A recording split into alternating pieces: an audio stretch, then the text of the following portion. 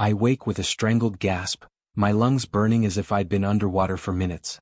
The darkness of our bedroom presses against my eyes as I blink away the remnants of the nightmare, black water closing over my head, pulling me down, down, down. My t-shirt clings to my skin, drenched in cold sweat. The digital clock on my nightstand glows an accusatory 2:43 a.m. Something isn't right. The anxiety that jolted me awake doesn't dissipate with consciousness. Instead, it spreads through my chest like ice water, freezing me in place.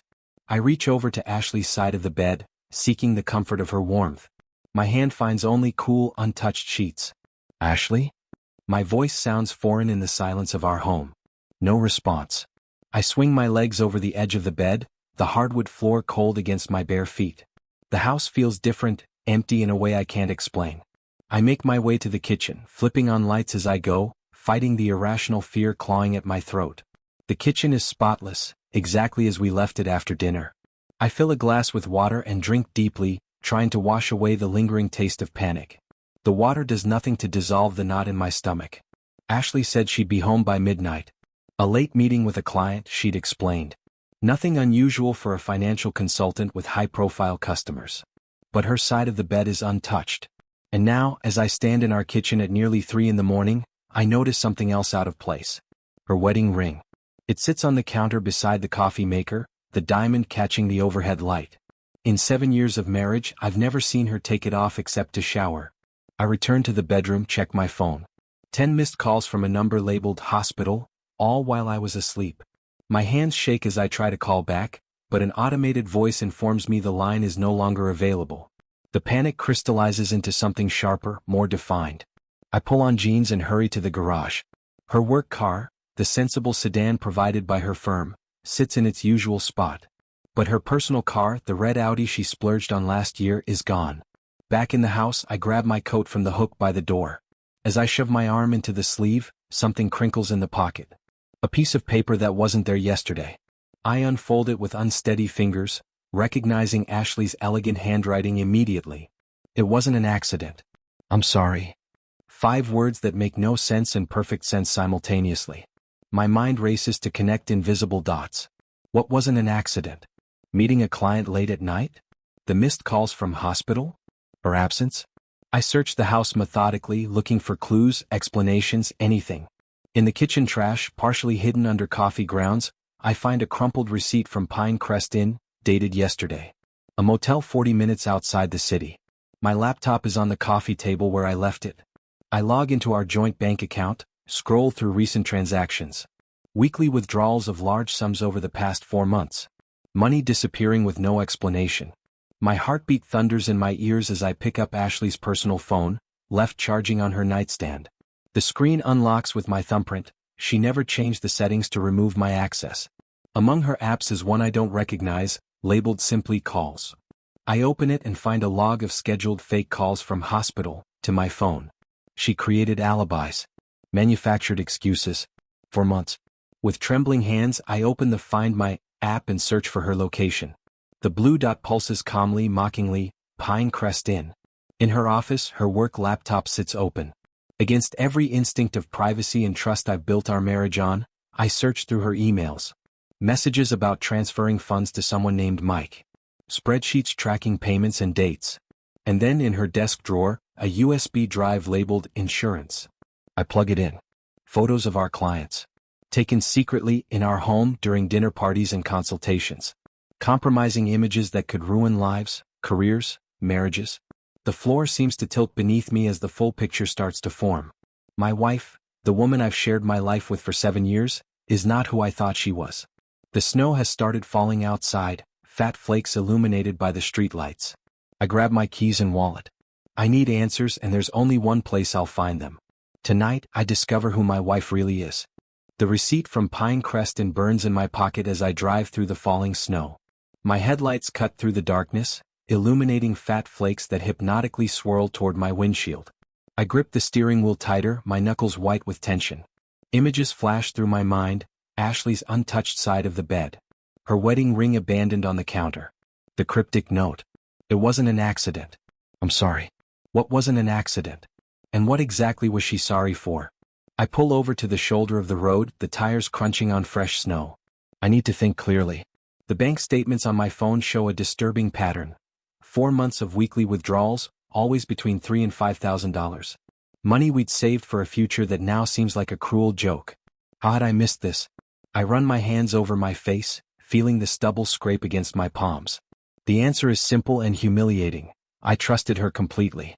I open her fake call app again, examining the logs. Every hospital call was meticulously scheduled, creating perfect alibis for her absences. Last week, emergency with Johnson account. 2 weeks ago, late client meeting. A month ago, dinner with Sarah from HR. Each lie now obvious, each excuse rehearsed.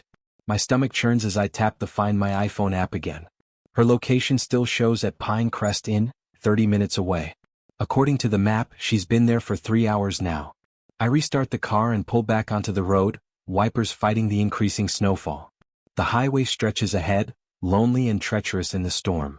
My mind races faster than my car, piecing together fragments of the past months. Ashley's late nights. Her new wardrobe. The whispered phone calls that ended when I entered the room. Her insistence that I not attend the last 3 company functions. The mysterious weekend conferences that left no digital footprint. And now this Mike person. The name appears repeatedly in her emails, always regarding money transfers. I search my memory. Had she ever mentioned a Mike at work? A new client? A colleague? Nothing comes to mind, which only deepens my suspicion.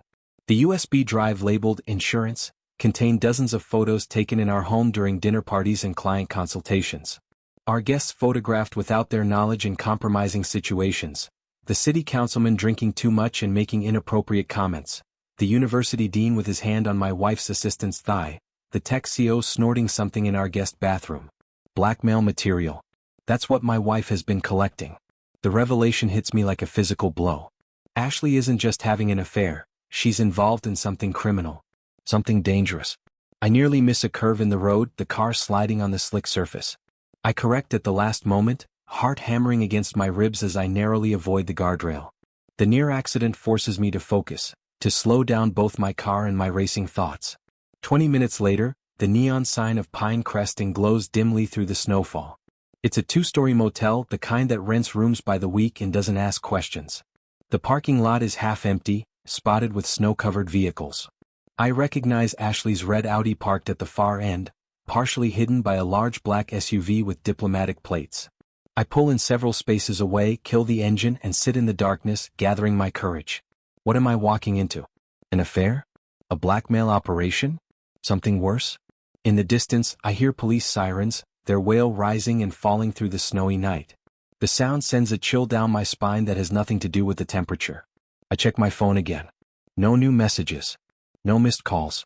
Just the eerie silence of a life unraveling thread by thread. I step out of the car, the cold air biting at my face. Snow soaks into my shoes as I trudge toward the motel office. Through the window, I can see an older man behind the counter, eyes fixed on a small television. He looks up as I enter, the bell above the door announcing my arrival. "Need a room?" he asks, not bothering to hide his assessment of my disheveled appearance. "Actually," I say, forcing a casual tone, "I'm looking for my wife. She's staying here." His expression shifts subtly. "Name? Ashley Bennett. Room might be under her name or possibly Mike, something." I realize I don't even know Mike's last name. The clerk's eyes narrow with recognition. "Room 214, he says after a moment's hesitation. "Second floor, end of the hall." "Thanks." I turn to leave, but his next words freeze me in place. "She said you'd be joining them later." He gives me a knowing look that makes my skin crawl. "Didn't expect you this late, though." Not her. I step back into the snowy night, the clerk's words echoing in my head as I make my way toward the stairs at the end of the building. Room 214 awaits, and with it, a truth I'm no longer sure I want to discover. The exterior staircase of Pinecrest Inn creaks under my weight, as if warning me to turn back. Snow clings to the metal steps, making each footfall treacherous. I pause at the landing, hidden in the shadows between 2 flickering hallway lights, and survey my surroundings. The motel is eerily quiet. Only a few rooms show light beneath their doors. In the distance, the police sirens I heard earlier have faded, replaced by the soft hush of falling snow. I check the parking lot again. Ashley's red Audi and the black SUV with diplomatic plates remain the only vehicles at this end of the building. Diplomatic plates. The detail nags at me as I move silently down the hallway. What business would Ashley have with someone who has diplomatic immunity? Room 214 is at the far end, just as the clerk said. A dim light seeps out from beneath the door. As I approach, I hear voices, muffled but distinctive. I recognize Ashley's immediately. Her laugh, though quieter than usual, is unmistakable. There's a man's voice too, smooth, confident, presumably Mike. And then another male voice, deeper, with a thick Eastern European accent I can't quite place. I press my ear against the door, my heart thundering so loudly I worry they might hear it through the thin walls. "The last batch is ready," Ashley says. "We just need the new documents tomorrow." "And the clients?" the accented voice asks. "They'll pay double for clean papers this quality," Mike replies. "We vetted them all." "Good," the accented man says. "Victor is pleased with your work." "Very pleased." I strain to hear more, but their voices drop lower. "Papers. Clients. Batches." The pieces are starting to form a clearer picture, and it's far worse than the affair I initially suspected. Without thinking, I knock on the door.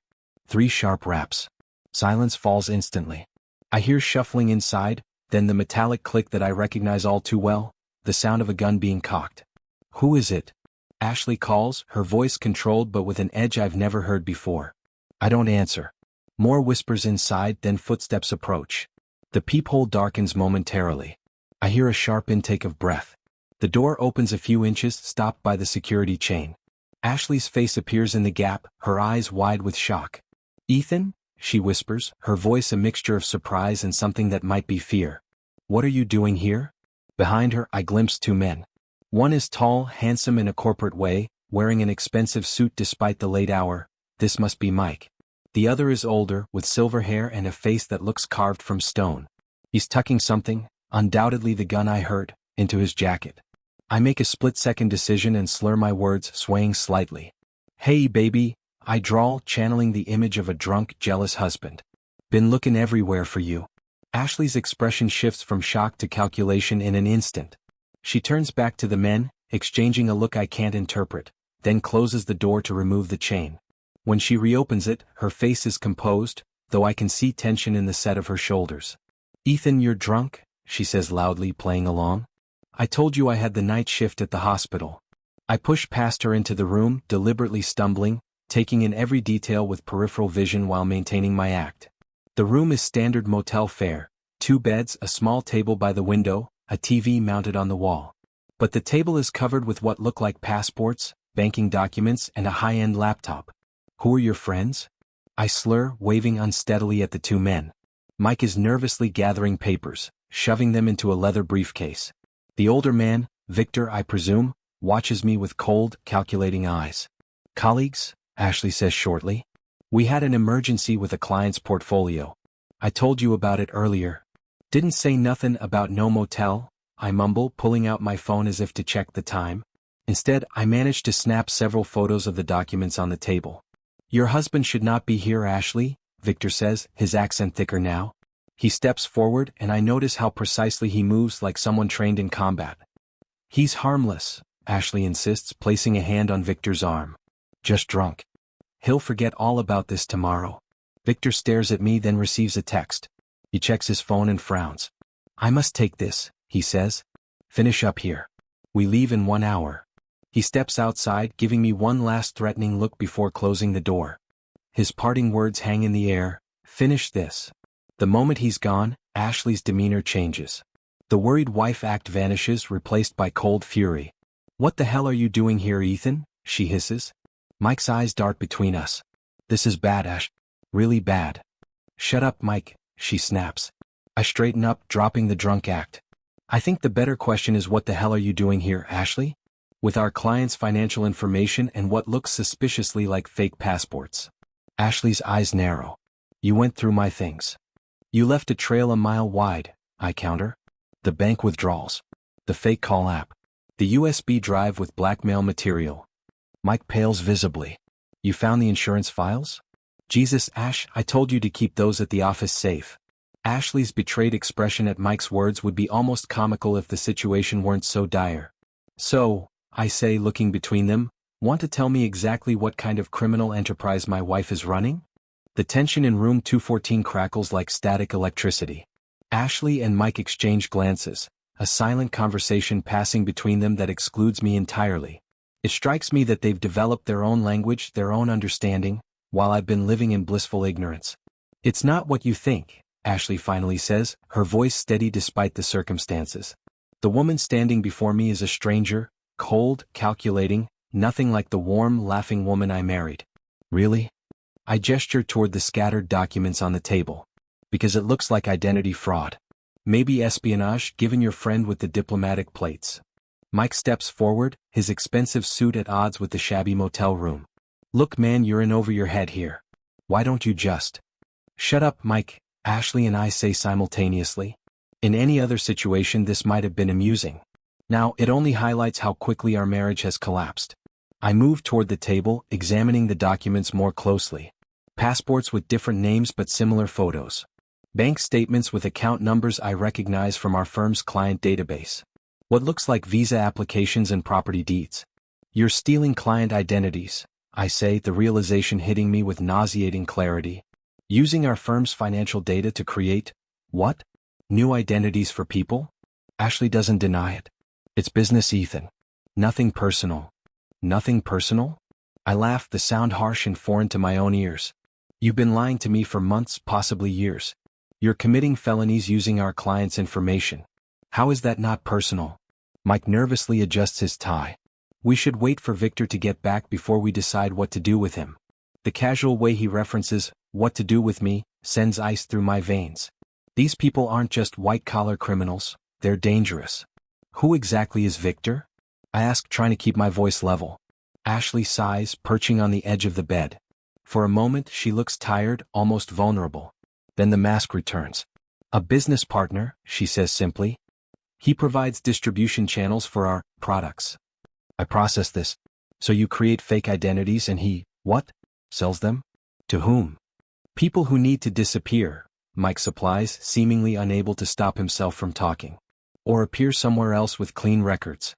There's a huge market for it, especially with the current global situation." Ashley shoots him a warning look, but he continues, "And it's not just document fraud. Tell him about the client files, Ash." "Shut up, you idiot," she hisses. But the pieces are already falling into place in my mind. The photos on the USB drive. "You're blackmailing our clients too, aren't you? Getting compromising information during consultations, then threatening to expose them unless they cooperate with whatever scheme you're running." Ashley doesn't confirm or deny, but her silence is answer enough. I feel physically ill. "How long?" I ask. "How long have you been doing this?" "Long enough," she replies evasively. Mike checks his watch nervously. "Victor's been gone a while." "He's making arrangements," Ashley says.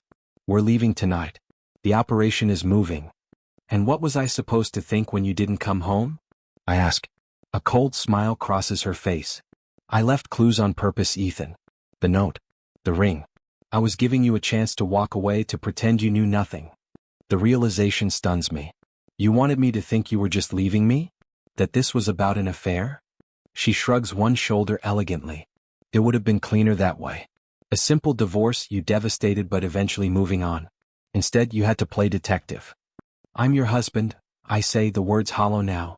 "Of course I came looking for you." Ashley stands, moving closer to me. Her perfume, the same scent I've bought her for birthdays and anniversaries, washes over me. "And now you're a liability." Before I can respond, the door opens and Victor returns, slipping his phone into his pocket. His eyes narrow when he sees us standing so close together. "Is there a problem?" he asks, his hand drifting toward his jacket. "No problem," Ashley says smoothly. "Just explaining the situation to my husband." Victor's expression remains impassive. "And?" "He wants in," she lies, surprising me. Her eyes meet mine, a silent command to play along. "He has access to even more client data than I do. Could be useful." I force myself to nod, buying time, trying to understand her angle. Is she protecting me or setting me up? Mike looks skeptical. "Just like that?" He finds out his wife is running an international fraud operation and decides to join the team. I manage a laugh. "You think I'm making what I deserve at the firm? Besides, clearly my marriage isn't what I thought it was. Might as well profit from the disaster." Victor studies me, his eyes cold and assessing. "This changes the timeline. We need to discuss this." He beckons Ashley and Mike to follow him into the bathroom, closing the door behind them, leaving me alone with the evidence of their crimes spread across the table. I have perhaps 2 minutes at most.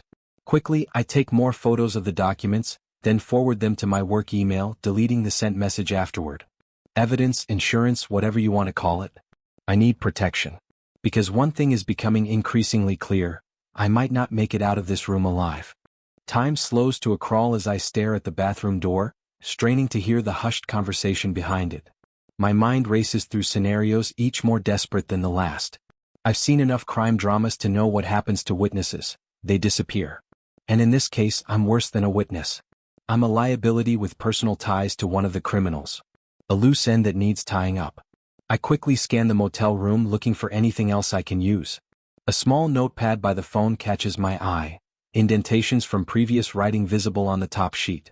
I grab it, rubbing a pencil lightly across the surface to reveal an address and what looks like account numbers. I snap a photo of this too before shoving the notepad into my pocket. The bathroom door handle turns. I casually position myself by the window, as if admiring the snowfall, though my every muscle is tensed for action. Ashley emerges first, her face unreadable. Mike follows, looking distinctly uncomfortable, and Victor last, his expression glacial. "We've come to a decision," Ashley announces. "You can join us, Ethan, but you'll need to prove your commitment." Victor drops a heavy duffel bag on the bed. "The cars are being packed now. We leave in 1 hour for the border. Your husband will ride with me.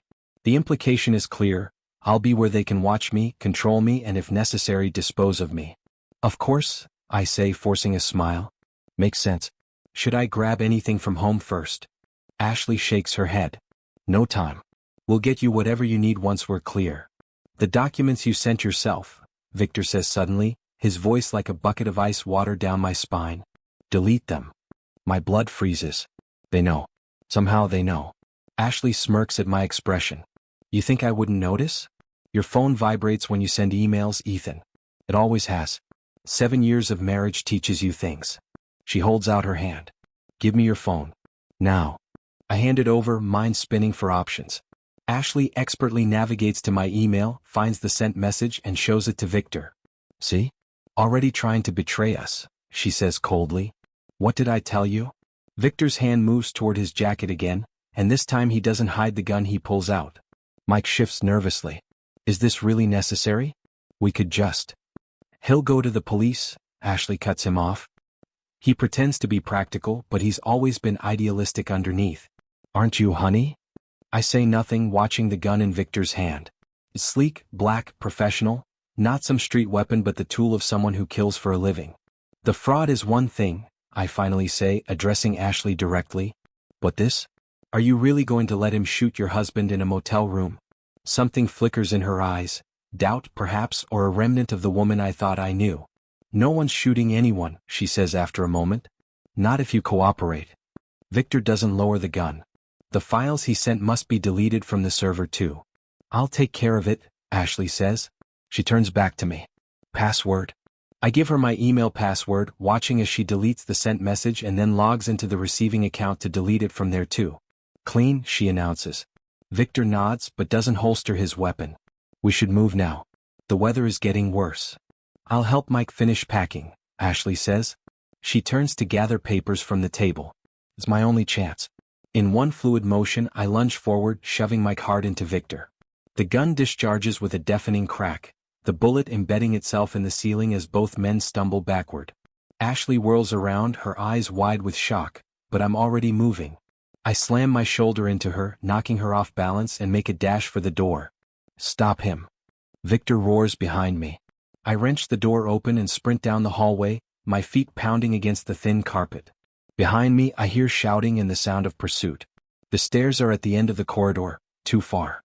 A door to my right is propped open, revealing a service area. I dart inside, finding a utility room with a window that overlooks the back of the motel. The window sticks, frozen from the cold, but desperation gives me strength. It screeches open, letting in a blast of frigid air. I squeeze through the opening and drop about 10 feet into a snowbank below.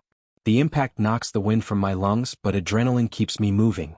I scramble to my feet and dash toward the wooded area behind the motel, the snow crunching under my feet. A shout from above tells me I've been spotted. I don't look back, focusing instead on the tree line ahead. If I can reach the woods, I might have a chance. The snow is deeper than I expected, each step an effort. My lungs burn in the cold air, my breath forming clouds that trail behind me like ghost versions of myself. I pull out my phone as I run, remembering too late that Ashley still has it. Cursing, I pat my pockets and find my car keys instead. The small keychain has a panic button for the car alarm. Not much, but maybe enough to create a distraction. I press it repeatedly, hearing the distant wail of my car alarm start up in the parking lot. Hopefully it will draw attention, maybe even bring the night clerk outside. The trees are only yards away now. Behind me I hear the crunch of snow, someone following. I risk a glance back and see Mike stumbling through the snow, Victor not far behind him, gun raised. A shot cracks through the night. Something hot grazes my shoulder, spinning me half around, but I keep my footing and lunge into the darkness of the trees. Blood warm against my skin, heart pounding in my ears, I pull out my phone and dial the only number that matters now. 911, what's your emergency? The steady beep of a heart monitor pulls me from darkness. My eyelids feel weighted, but I force them open, wincing at the harsh fluorescent light. A hospital room gradually comes into focus. Sterile white walls, the tang of antiseptic, and 4 drip connected to my arm. Welcome back, a deep voice says from my left. I turn my head, pain shooting through my shoulder at the movement. A man in a rumpled suit sits in a chair beside my bed, dark circles under his eyes suggesting he's been there for hours. He's African American, maybe mid-40s, with closely cropped hair and the unmistakable bearing of law enforcement. Detective Morris Garcia, he says, showing me his badge. You're in St. Mary's Hospital. You lost a lot of blood out there in the snow. Memories flood back. The motel, Ashley's betrayal, the gunshot, my desperate flight through the woods. My hand instinctively moves to my shoulder, finding thick bandages. The bullet grazed you, Garcia explains. Quarter inch to the left and we'd be having a very different conversation. The motel? I croak, my throat dry. Did you? Pinecrest Inn, room 214, he confirms, offering me a cup of water. By the time we got there, your wife and her associates were gone. I slump back against the pillows, despair washing over me. They escaped. But, Garcia continues, leaning forward, they left in a hurry. We found equipment for document forgery, blank passports, several laptops. And your blood on the carpet.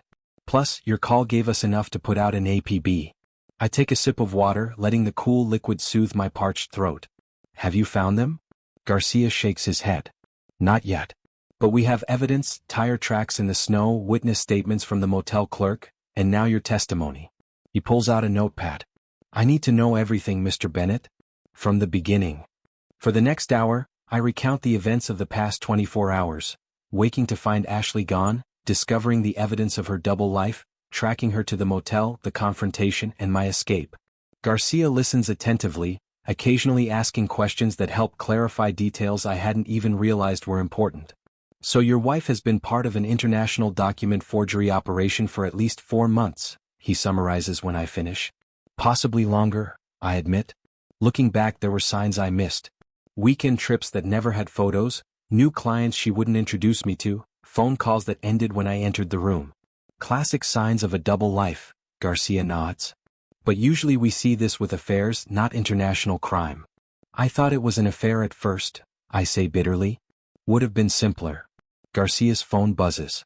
He checks it, his expression shifting subtly. FBI just joined the investigation, he tells me. Your wife's operation may be connected to a human trafficking ring we've been tracking. The forged documents, the diplomatic connections, it fits a pattern. The revelation hits me like a physical blow. Human trafficking. Not just fraud, not just money laundering, but actual human lives being bought and sold. And Ashley, my Ashley, was part of it.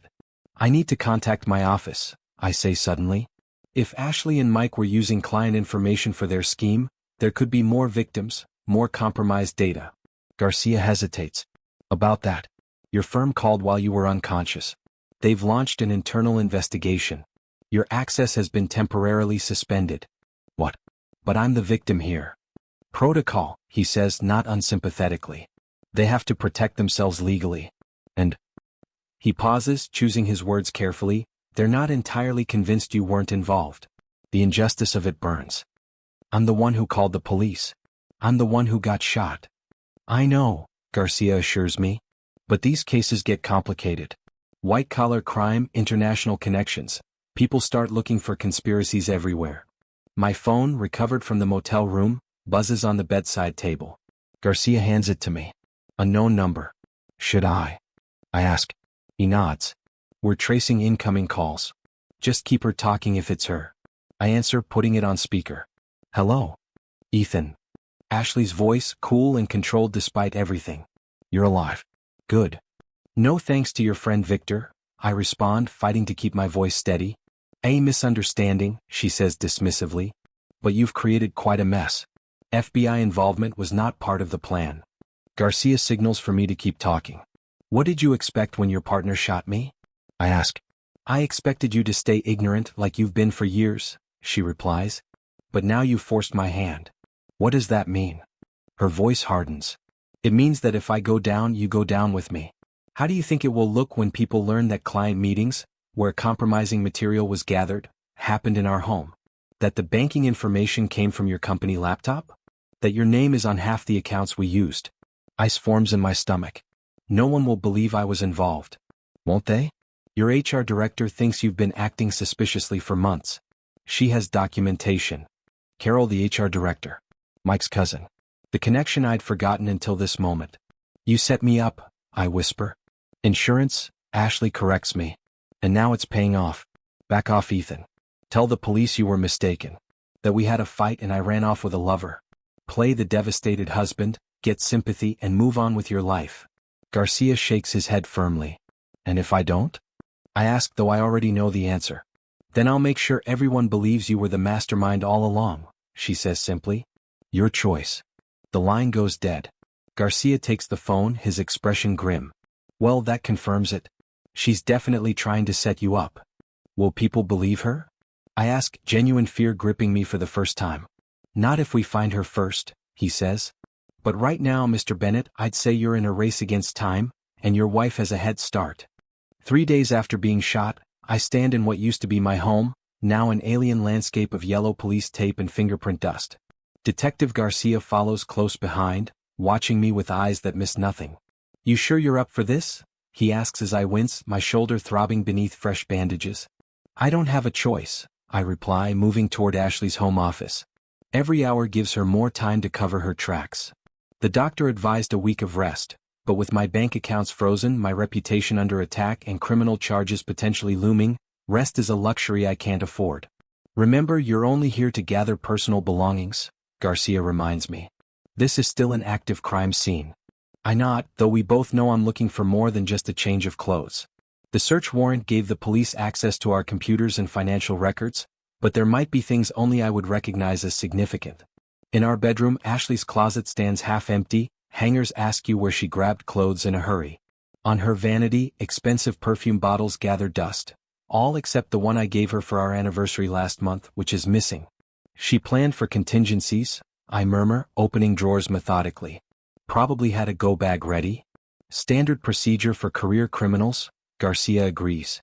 But she wasn't always a criminal, I say, more to myself than to him. We were married for 7 years. She was a financial analyst when we met, brilliant with numbers, always ethical. At least I thought so. Garcia says nothing, allowing me my delusions or perhaps my grief. In the third drawer, beneath neatly folded sweaters, my fingers brush against something hard. I pull out a small camera no bigger than a thumb drive. What the hell? I hold it up for Garcia to see. He takes it, examining it carefully. Surveillance camera, high-end. Records to a remote server. The implications hit me like a physical blow. She was recording our conversations. For how long? We'll check the purchase records, Garcia says, bagging the device. There might be more. Sure enough, over the next hour we find cameras hidden throughout the house. In the living room, smoke detector, behind books in the office, even one disguised as a wall charger in the kitchen. Years? I whisper, horrified.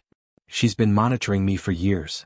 Every intimate conversation, every private moment, every time I might have said something that could be twisted or taken out of context. All recorded and saved, ammunition for Ashley to use against me. This changes things, Garcia acknowledges. Shows premeditation, long-term planning. In my home office, I access my computer's backup drive hidden in the wall safe. Something Ashley didn't know about, a habit from my days as an IT security specialist before joining the financial firm. What are you looking for? Garcia asks, watching as I bypass the login screen. Ashley used her work laptop for most of the scheme, but she might have accessed mine, I explain, running a program that shows recent file activities. And I kept automatic backups of our home network. Time passes in tense silence as I follow digital breadcrumbs, my IT skills rusty but returning with practiced keystrokes. Finally, I find what I'm looking for, a shadow copy of Ashley's computer activity from our shared network. Here, I say, my voice tight with vindication. She accessed our firm's client database using my credentials 6 months ago. But look at the access point, it came from a hotel in Geneva when I was in Chicago at a conference. Garcia leans forward. That proves you couldn't have made those queries. Exactly. And here's more, emails between Ashley and Mike going back 18 months, planning everything. They used the firm's client list to identify wealthy individuals for identity theft and blackmail. I download the evidence onto a secure drive, my hands shaking with a mixture of relief and anger. This should be enough to prove I wasn't involved. It's a start, Garcia agrees cautiously. But we still need to find them. I sit back, mind racing. Ashley left her wedding ring behind, but she took her grandmother's sapphire pendant. She never travels without it. Sentimental value? More than that. She had it reset last year, insisted on a specific jeweler. A memory surfaces. I wondered why she was so particular about the design.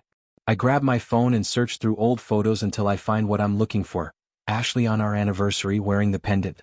Look at the setting, I say, zooming in. It's unusual, bulky for such a delicate stone. Garcia studies the image. You think there's something hidden in it? The perfect place for a GPS tracker, I suggest. If I can access the jeweler's records, find the exact specifications. For the first time in days, hope flickers to life.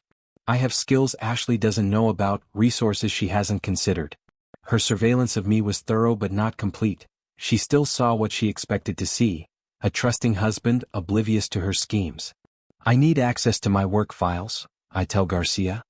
And I need to contact that jeweler. Garcia hesitates. Your firm still hasn't cleared you. Then get me a warrant. Those files could lead us to Ashley's network and her escape plan. As we leave the house, my phone buzzes with an email notification. The sender is anonymous, but the subject line freezes my blood. Insurance policy activated. I open it to find a video attachment.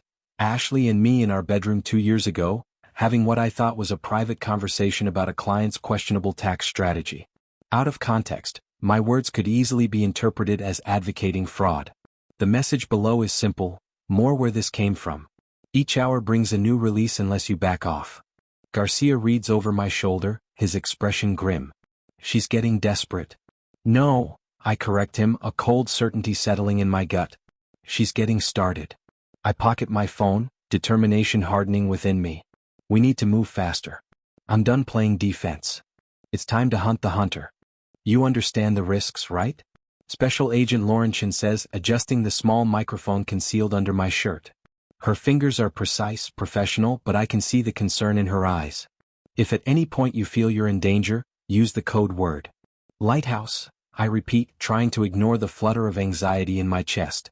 I say lighthouse and the team moves in. We're in a nondescript van parked 2 blocks from the abandoned warehouse where I'm supposed to meet Mike in 20 minutes.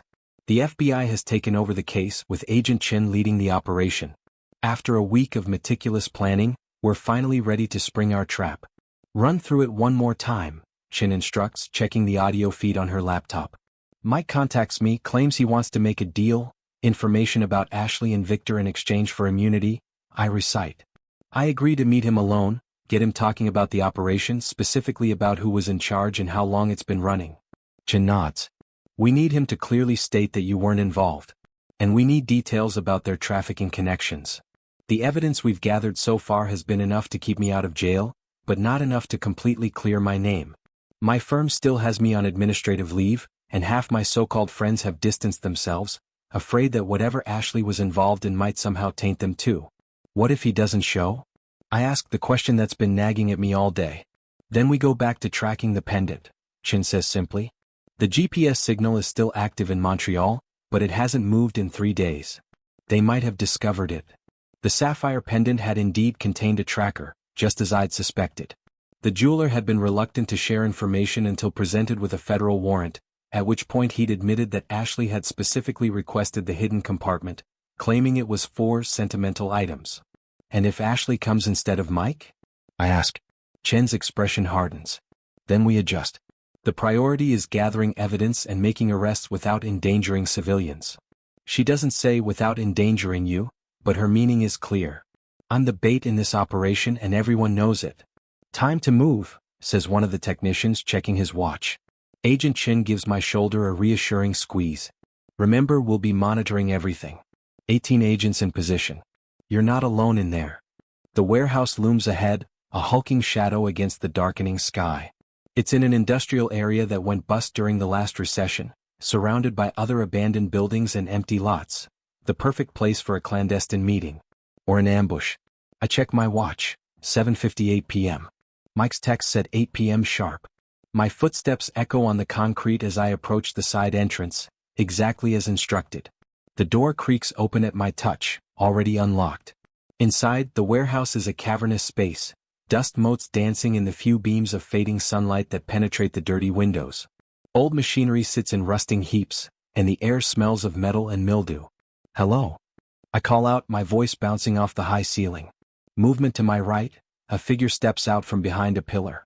Mike, his designer suit incongruous in these surroundings, his normally immaculate hair disheveled. You came alone? He asks, eyes darting nervously around the space. Like you asked, I confirm. No police, no FBI. Just me. He seems to relax slightly, though I notice he keeps one hand in his pocket. I've been watching you, he says. You've been busy. So have you, I counter. Montreal? Really? Bit obvious, isn't it? A flicker of surprise crosses his face. How did you? Never mind. It doesn't matter now. She's gone anyway. Ashley abandoned you? I guess, taking a step closer. Mike laughs bitterly. Abandoned? Try setup. She was going to pin everything on me, had it planned from the beginning. That's why I contacted you. This is what we need. Mike turning on Ashley, willing to provide testimony. I press further. You weren't the mastermind? God no, he scoffs. Ashley was running identity theft schemes long before I joined the firm. I was just useful, good with computers, access to certain clients. Victor was her connection, not mine. I try to keep him talking. So what was the real operation? Not just document forgery, right? Mike glances over his shoulder before answering. The documents were just one part. The real money was in the trafficking. Wealthy people who needed to disappear, criminals who needed new identities, immigrants who would pay anything for clean papers. And Ashley organized all this? She was brilliant at it, Mike admits, something like admiration in his voice. The perfect cover, respected financial consultant, beautiful wife, charming hostess. No one suspected a thing. Not even you. That stings, but I push past it. So why is she setting you up now? Because I know too much, he says simply. Because I made mistakes. Because... He stops abruptly, his gaze fixed on something over my shoulder. I turn to see what's caught his attention. Ashley stands in the doorway, a pistol held casually at her side. Hello, boys, she says, her voice echoing in the empty space. Having a nice chat? Mike pales. Ashley, I wasn't. Save it, she cuts him off, stepping further into the warehouse. I heard enough. You really think I wouldn't have this place under surveillance? That I'd let you sell me out to my own husband? I feel a bead of sweat trickle down my back. This wasn't part of the plan. Agent Chen and her team are expecting Mike, not Ashley. The dynamic has completely changed. You're outnumbered, Ashley, I say, trying to keep my voice steady. The FBI is not here, she finishes for me, smiling coldly. At least, not where you think they are. Your little trap has some significant holes in it, darling. My blood runs cold. What does she mean? Ashley gestures with the gun. Now, let's all have a civilized conversation about exactly how this is going to end. Ashley moves further into the warehouse, each step measured and confident. Her hair is different, shorter, darker, but her eyes are the same. Cold, calculating. Unfamiliar, yet unmistakably the woman I once loved. The FBI has this place surrounded, I say, trying to project certainty I don't feel. Whatever you're planning is already in motion, she cuts me off, circling us like a predator. You think I didn't anticipate this? That I wouldn't have contingencies? Mike shifts nervously beside me. Ashley, be reasonable. We can still work this out. She laughs, the sound echoing off the metal walls. Says the man who was just selling me out. She waves the gun casually between us. You two deserve each other, really. Both so predictable. I need to keep her talking, give the FBI team time to realize what's happening and adjust their plan. But I also need answers, for the investigation and for myself. Why Ashley? I ask, genuine pain seeping into my voice. We had a good life. You had a successful career. Why risk everything for this? Something flickers across her face. Regret? Annoyance? It's gone before I can identify it. A good life, she repeats, incredulous. Playing by the rules, working 60-hour weeks to make other people rich? That wasn't a life, Ethan. It was a cage. So this was about money? It was about freedom, she corrects me. About taking control instead of being controlled. Do you have any idea how much power comes with creating new identities? It's not just about the money, though that's substantial, it's about playing God. Mike edges slightly to my left, putting more distance between us. I notice his hand is still in his pocket. Does he have a weapon? Is he texting someone? You never gave any indication you were unhappy, I say, keeping Ashley's attention on me. Her expression hardens. Because you never really saw me, Ethan. You saw what you wanted to see, the perfect wife, the supportive partner. You never looked deeper. The accusation stings precisely because it might be true. Had I been blind to who she really was? Had I created a fiction in my mind about our marriage, about her? So the cameras, the recordings, that was all insurance against me? I ask. Against everyone, she says. Information is leverage. You taught me that, actually. Remember that conversation about data security? If you're not paying for the product, you are the product. I just applied it more creatively. Out of the corner of my eye, I catch a slight movement in the shadows of the upper walkway. A flash of something metallic. Agent Chin and her team must be repositioning. I need to keep Ashley talking. And Victor? Where does he fit into all this? Victor is a businessman, she says simply. He provides distribution networks for our products. It's purely professional. Professional? Mike interjects, finding his courage. You've been sleeping with him for at least a year. Ashley's eyes narrow dangerously. And you've been skimming from our accounts for just as long. Did you think I wouldn't notice? The tension between them crackles like electricity. This is the opening I need, division in their ranks. Sounds like neither of you can trust the other, I observe. Not exactly the foundation for a successful criminal enterprise. That's why I'm cleaning house, Ashley says coldly. Starting with the two biggest liabilities. She raises the gun, aiming directly at Mike, who stumbles backward in alarm. Wait, he shouts, pulling his hand from his pocket. Not a gun but a flash drive. I have insurance too. Everything is on here, dates, contacts, accounts. If anything happens to me, it goes to the feds. Ashley pauses, reassessing. Throw it over. Not a chance. Mike clutches the drive like a lifeline. This is my only protection. Lighthouse, I say clearly, hoping the microphone picks it up. The code word to signal imminent danger. Nothing happens. Ashley smiles. Calling for backup? I'm afraid your friends can't hear you. Signal jammers are wonderful things. My stomach drops. If the FBI can't hear me, they don't know what's happening. The operation is compromised. Now, Ashley continues, here's what's going to happen. Mike will give me the drive. Ethan will tell the FBI that this meeting never took place, that Mike never showed. And everyone walks away intact. And why would I do that? I challenge her. Because I'm still willing to leave you out of this, she says. One last act of marital charity. Otherwise, those videos I've been releasing? They're just the beginning. I have enough to destroy you completely, Ethan. Mike uses her momentary distraction to edge toward the door, but Ashley tracks him with the gun. Stay where you are. This won't work, Ashley, I say, desperately trying to buy time. Too many people know about the operation now. The FBI, Detective Garcia, the prosecutor's office. All of whom will move on to other cases once they lose their star witness, she counters. Investigations die without momentum. A floorboard creaks somewhere above us. Ashley's head snaps up, scanning the rafters. In that split second of distraction, Mike lunges for the door. The gunshot is deafening in the enclosed space. Mike crumples to the ground, clutching his leg, the flash drive skittering across the concrete floor. And then everything happens at once. FBI. Drop your weapon. Agents in tactical gear descend from the walkways and burst through the doors. Agent Chen's voice rings out commands as Ashley spins, trying to find an escape route. Our eyes lock one final time across the chaos. For a fleeting moment, I see something genuine in her expression. Not remorse, exactly, but recognition. Acknowledgement of the end. Then she drops the gun and raises her hands, her face settling into a mask of calm resignation. It's over. 1 year later. The final divorce papers arrive on a Tuesday morning, delivered by courier in a crisp manila envelope. I sign them without ceremony, acknowledging the end of something that, in truth, had been over for a long time. 7 years of marriage dissolved in a few strokes of a pen. Outside my apartment window, Seattle's skyline is shrouded in its characteristic mist. It's nothing like the sharp, clear horizons of my old city, and that's precisely why I chose it. New place, new job, new life. I seal the envelope and place it on the counter to be returned to my lawyer. One more bureaucratic step completed in the long process of untangling myself from Ashley's web. The trial had been a media sensation, an international fraud and human trafficking ring exposed, with the unexpected twist of a seemingly ordinary couple at its center. Ashley played her role perfectly, portraying herself as a victim of circumstances, manipulated by Mike and Victor into increasingly criminal activities. The performance nearly worked on the jury. Until the evidence I'd gathered came to light.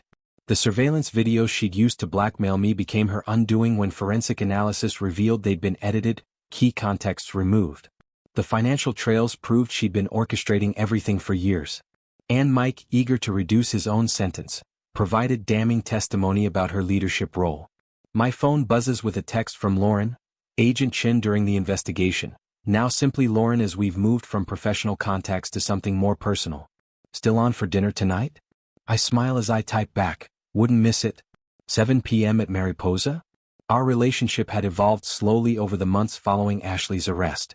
What began as debriefing sessions and case updates gradually shifted to coffee meetings and conversations that had nothing to do with the investigation.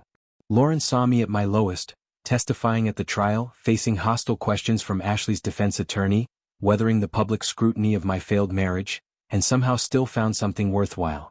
My new office at Westlake Cybersecurity is a far cry from the plush financial firm where I previously worked.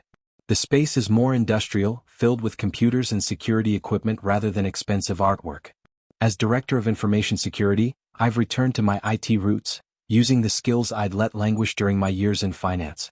The company had recruited me specifically because of my experience, not despite the scandal but because of it. You've seen firsthand what happens when security fails, my new boss had said during the interview. That makes you more valuable, not less. My desk phone rings, the reception desk downstairs. Mr. Bennett? There's a Megan Williams here to see you. Says she's your former sister-in-law. Ashley's sister. We haven't spoken since the trial, where she sat stoically in the gallery, her expression unreadable as her sister was sentenced to 18 years in federal prison. Send her up, I say, curiosity overriding caution. Megan looks different, thinner, more subdued than the vivacious woman who used to join us for holiday dinners. She hesitates in my doorway, hands clutching her purse like a shield. Ethan, she says simply. Thank you for seeing me. I gesture to the chair across from my desk. Of course. Is everything okay? She sits carefully as if unsure of her welcome. I received a letter from Ashley yesterday. She asked me to check on you. The irony almost makes me laugh. She's concerned about me now? Megan shakes her head. Not concern. It was a threat, actually. She said she'd find a way to make you pay eventually. A familiar chill runs down my spine, but it lacks the power it once held. I'm not surprised. I'm not here as her messenger, Megan continues. I came to warn you and... She pauses, gathering courage, to thank you. This does surprise me. Thank me? For exposing the truth. I suspected something was wrong for years, but Ashley was always so convincing, so manipulative. Her eyes meet mine directly. She hurt a lot of people, Ethan. Not just you. We talk for almost an hour, Megan sharing stories of Ashley's childhood manipulations, patterns established long before I entered the picture. It's strangely healing to realize that her betrayal wasn't about my failings as a husband but about who she had always been. After Megan leaves, I look around my office at the certificates on the wall, recognition for the seminars I've been conducting for fraud victims, teaching them how to rebuild their digital identities and protect themselves. My personal experience has become something valuable, something that helps others. The nonprofit organization I started 6 months ago, Second Identity, has already assisted dozens of people whose lives were shattered by identity theft and fraud. That evening, I meet Lauren at Mariposa, our favorite restaurant overlooking Puget Sound. As we watch the sunset paint the water in shades of gold and crimson, she tells me about her latest case, and I share news about Second Identity's funding. I got a letter from Ashley today, I mention as we finish our meal. Or rather, a threat via Megan. Lauren's expression grows concerned. Should we be worried? I consider this, thinking of Ashley in her prison uniform, her network dismantled, her freedom gone for nearly 2 decades. No, I say, finally realizing I mean it. She's just words now. For the first time in over a year, I feel a genuine smile spread across my face. Not the practiced expression I'd worn through depositions and interviews, but something real and unrehearsed. The past doesn't vanish, its shadows will always be there. But as Lauren's hand finds mine across the table, I understand that shadows only exist where there is also light. And finally, undeniably, there is light ahead.